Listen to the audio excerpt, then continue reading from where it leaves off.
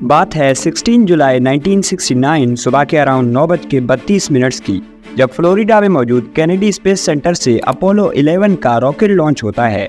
इस रॉकेट में 3 लोग मौजूद थे जो चांद पर जाने वाले थे, नील आर्मस्ट्रॉन्ग, बज ऑल्ड्रिन और माइकल कॉलिंस।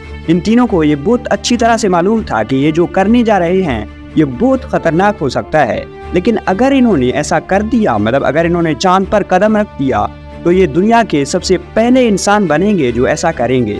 लेकिन ये सफ़र आसान बिल्कुल भी नहीं था। ये मिशन हर हिस्से में प्रॉब्लम्स और चैलेंजेस से भरा पड़ा था।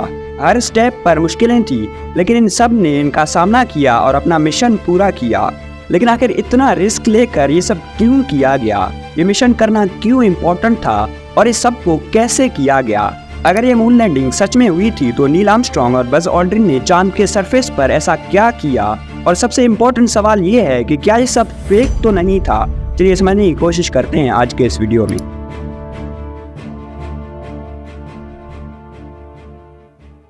सबसे पहले इस सब की शुरुआत होती है 4 अक्टूबर साल 1957 को, जब सोवियत यूनियन ने स्पुतनिक 1 को लॉन्च किया। इसके बाद एक डॉग नेम्ड लाइका को स्पेस में भेजा गया और 12 अप्रैल साल 1961 को यूरी गगैरिन दुनिया के सबसे पहले इंसान बने जो स्पेस में पहुंचे।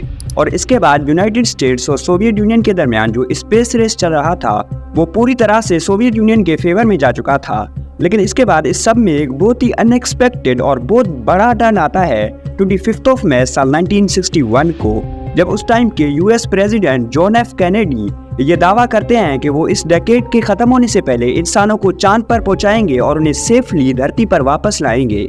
I believe that this nation should commit itself to achieving the goal before this decade is out of landing a man on the moon and returning him safely to the earth. और इसके बाद NASA सिर्फ इसी चीज को हकीकत बनाने में लग जाता है। आप कुछ सोच के देखिए कि उस टाइम पर यूएस गवर्नमेंट स्पेस रेस को जीतने के लिए इतना डेस्परेट था कि 1960 में इन्फ्लेशन को एडजस्ट करते हुए नासा का बजट था $2.9 बिलियन। लेकिन 1964 में 4 साल बाद नासा का बजट था $67 बिलियन।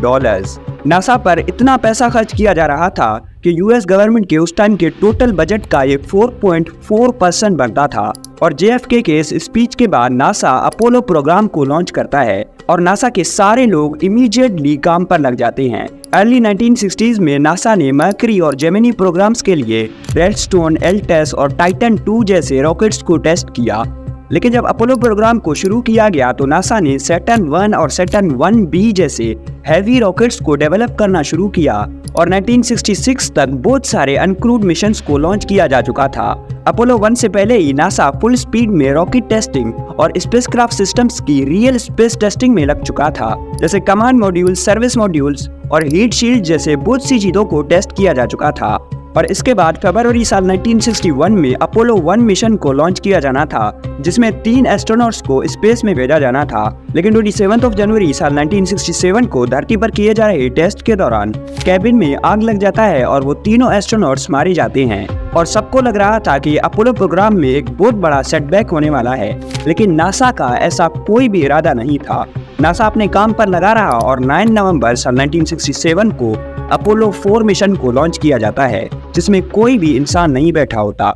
लेकिन अगर आप सोचो कि अपोलो 2 और 3 का क्या हुआ, तो उन्हें कैंसिल किया जा चुका था, क्योंकि नासा ने रियलाइज किया कि अपोलो 2 और 3 अपोलो 4 से बहुत मिलते जुलते थे, तो उनकी कोई भी ज़रूरत नहीं थी। जो काम अपोलो 2 और 3 को करना था वो अपोलो 4 कर सकता था, इसलिए उन दोनों को कैंसिल किया गया। अपोलो 4 के 2.5 महीने बाद 22 जनवरी साल 1968 अपोलो 5 को लॉन्च किया जाता है।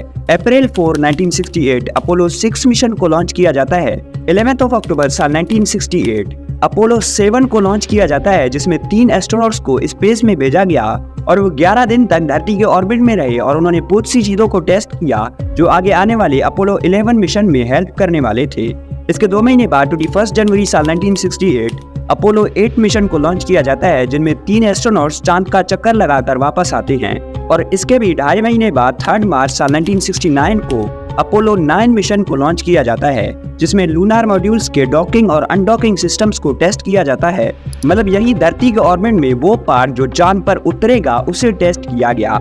और इसके भी अराउंड 2.5 महीने बाद 18 मई साल 1969 को अपोलो 10 मिशन को लॉन्च किया गया, जिसमें 3 एस्ट्रोनॉट्स को चांद के सरफेस के बहुत पास ले जाया गया, लेकिन उन्हें चांद पर लैंड करने का मौका नहीं मिला। और इसके बाद फाइनली 16 जुलाई साल 1969 को अपोलो 11 को लॉन्च किया जाता है, जिसमें 3 astronauts Neil Armstrong, Buzz Aldrin और माइकल कॉलिंस बैठकर चांद पर जाएंगे और चांद पर कदम रखेंगे।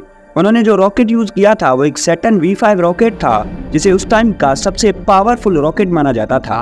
और वो जो स्पेसक्राफ्ट यूज कर रहे थे वो मेनली 3 हिस्सों से बना था: कमांड मॉड्यूल, सर्विस मॉड्यूल और लूनार मॉड्यूल। लूनार मॉड्यूल का काम ये था कि वो चांद पर जाकर उतरेगा और कमांड एंड सर्विस मॉड्यूल चांद के ऑर्बिट में रहेंगे, ताकि लूनार मॉड्यूल दोबारा से ऊपर आकर उनसे अटैच हो जाए और वो धरती की तरफ वापस आए।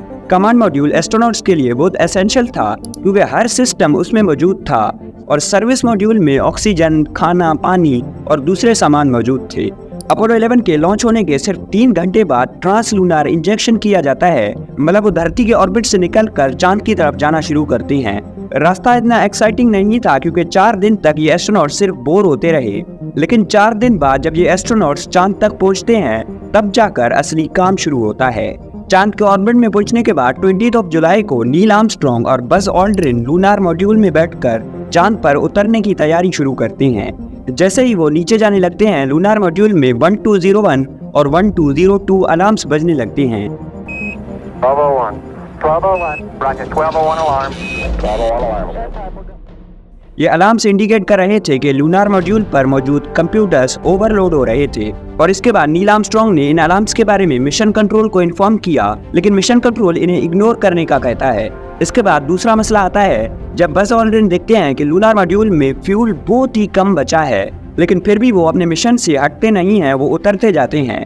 और इस वक्त नील आर्मस्ट्रॉन्ग लूनार मॉड्यूल को मैनुअली कंट्रोल कर रहे हैं, क्योंकि ऑनबोर्ड कंप्यूटर उन्हें एक ऐसे जगह पर लैंड करवा रहा था जहां पर बड़े बड़े पत्थर और गड्ढे थे, जो ऑब्वियसली बहुत खतरनाक था। नील आर्मस्ट्रॉन्ग ने ऑटो पायलट को हटाकर लूनार मॉड्यूल को एक रिलेटिवली फ्लैट और सेफ जगह पर लैंड करने का फैसला किया। लेकिन तभी मिशन कंट्रोल से आवाज आता है कि तुम्हारे पास सिर्फ 30 सेकेंड्स मौजूद हैं, क्योंकि उसके बाद फ्यूल खत्म होने वाला है। 4 forward, drift into the right level. 30 seconds forward.